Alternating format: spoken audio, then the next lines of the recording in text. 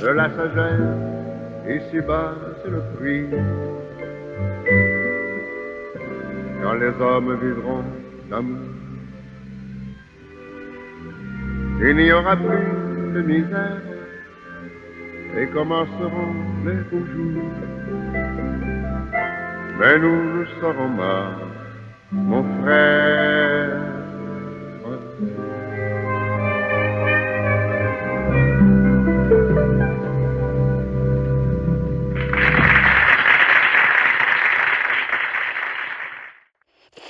Bonsoir, chers auditeurs. Ici Paul Fontaine, en direct de notre studio à Montréal. En ce mercredi 17 avril, nous avons plusieurs sujets importants à partager avec vous. Le premier ministre, Maurice Duplessis, a annoncé aujourd'hui le lancement des travaux pour le nouveau tronçon de chemin de fer reliant la gare de Saint-Eustache à celle d'Oka. Ce projet ambitieux vise à renforcer le réseau de transport et à soutenir l'exploitation de nombreuses mines de la région. Dans un tout autre registre, l'exposition exceptionnelle des Canasso, cette ancienne tribu amérindienne disparue il y a plus de 500 ans, touche à sa fin à Sainte-Marguerite-des-Cèdres. Les visiteurs n'ont plus que 2 jours pour admirer les artefacts uniques et la dépouille momifiée de la chamane Canasso. Après quoi, ces trésors historiques seront transférés au RUM pour des études approfondies.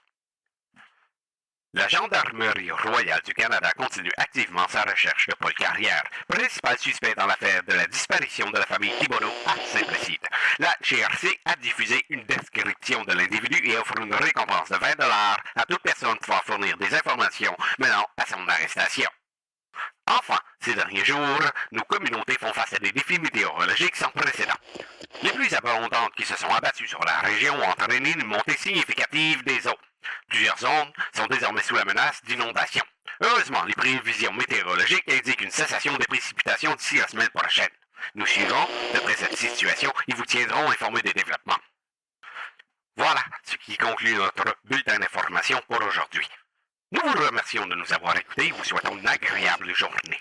À demain pour plus d'actualités. Ici, Paul Fontaine pour Radio Montréal.